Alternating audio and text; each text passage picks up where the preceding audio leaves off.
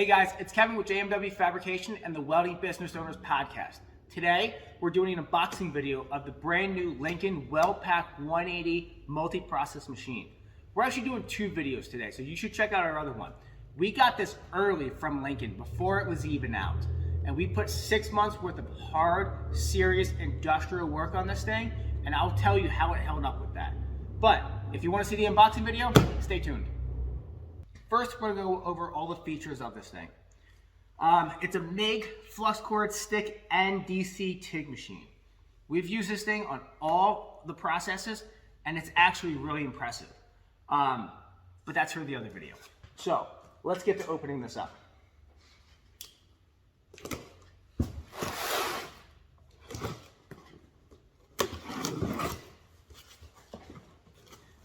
This is legit brand new. This isn't the one that we were using. They sent us a production ready, off the line, ready to ship machine. Depending on when you're watching this, there's only about 40 of these machines ready to go right now. And this is one of the 40. So, standard packing that you can Michael Jordan right into the trash.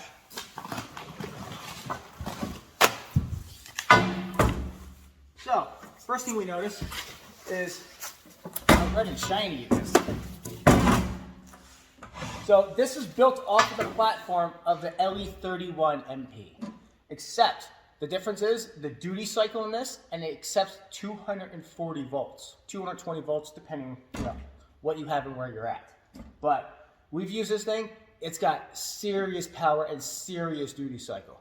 We overuse all of our machines. Like, we push them really, really hard. And when we push the LE31 really, really hard, like way beyond any sort of duty cycle that it should have had, it did pop breakers, because it's only 110 volt. But this thing, we have not popped a breaker yet on 220 volt. So, it's actually been pretty impressive. One thing I like about this, that I didn't know about the LE31 until 2 years after we had it, is I always wanted to know where this pigtail went. It was kind of cumbersome, kind of weird, kind of hanging out here. But if you notice right here, there's a little divot. And it's actually been made for this pigtail to go up in the divot and stay inside the machine. And back here, it's got another cutout for you to put your power cord in. So when you go to transport this thing, that's what you've got right there. Kind of awesome. Actually, it's really awesome because I had this thing flopping around. I was thinking about 3D printing a holder for it or something like that.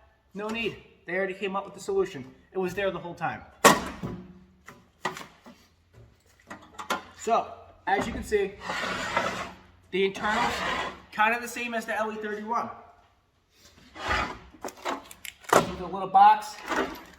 You got your nozzle, you've got your ground clamp, which you bolt onto the leads that come with it.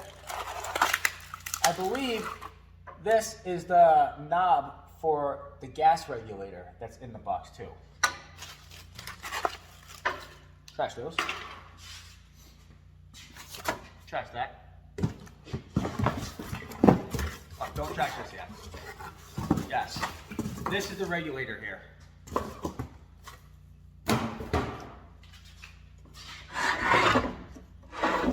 Let's see. Let's take these off.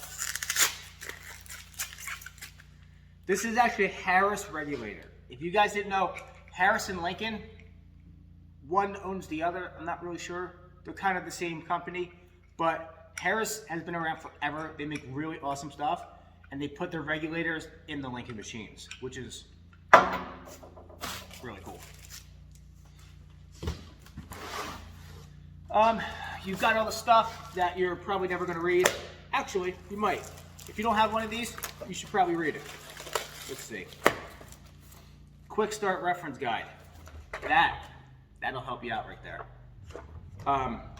Actually, I even look at this a lot because with all the functionality that this has, this is also inside here on the, inside the cover. So it'll show you which way to hook up the polarity for MIG, for flux core. It'll show you where to put it for TIG and for the stick and everything like that. So if you have any questions, you don't know what to do or how to do it, check inside here. It's got all your settings for 025, 030, 035, all the different settings for DC TIG, the stick welding, flux core, the aluminum spool gun. That is where this thing shines. We used to have a problem with the LE31. We used to try to weld like 3/16 or 1/4 inch aluminum with that spool gun, and it would work, it would do it, but we couldn't run beads like feet long. Just because it's not meant to do that. You know, for the price, you have to go buy a bigger, better machine. Well, this is the bigger, better machine that you should buy. Now, granted, you're not going to be putting out industrial production, running this thing 8 hours a day for weeks on end. I mean, you might, and you might get lucky. I haven't done that, but I would put it to the test for any serious fab shop that does architectural, light industrial, light structural, stuff like that, kind of like what we do. For a home hobbyist or a small garage, this thing is absolutely key. It's perfect. It's got the power you need, it's got the duty cycle you need, and for the price, you really just can't beat it. So, enough yapping about how good it is. Let's keep going through what they got here. They've got them in a couple different languages. The operator's manual, you can look at it, you can read it. I don't do that.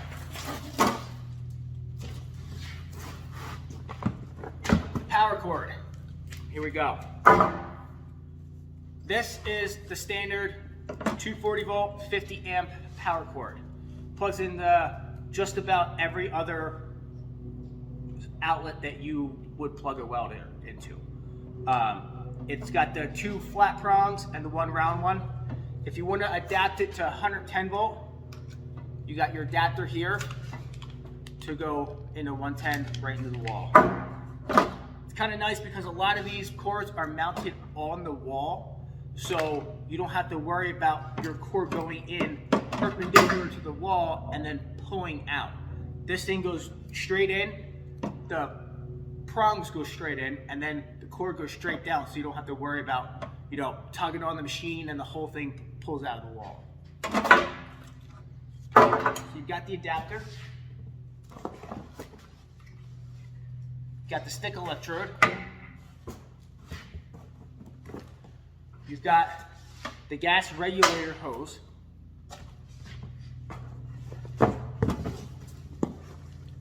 you've got the leads for your ground wire and your stick electrode. Now you have to put these together, which isn't so much of a bad thing because then you know how they come apart and you make sure all the connections are tight. And then you've got the Magnum 100L gun for the MIG in here. This is what comes with the basic kit. You can get the upgraded TIG kit with the foot pedal and the TIG torch, which I highly recommend. It's actually a really, really powerful, awesome little machine for TIG welding. It doesn't have high frequency, it has lift arc. And for those of you who have ever done lift arc, it's different than scratch start. Scratch start is the old school, strike it like a stick electrode, and then you have to turn your gas on manually and stuff like that. It doesn't have any of that. What it does is the gas flow actually senses when there's electricity flowing through it. So all you have to do is touch it down, hit the pedal, and the gas automatically flows, which is a really, really nice option compared to the older style where you have to manually turn the gas on and waste a bunch of gas. So this MIG gun, it comes with the shield for the flux core that screws on and off. And you can also put the different tips on and the cups on for the MIG with it too.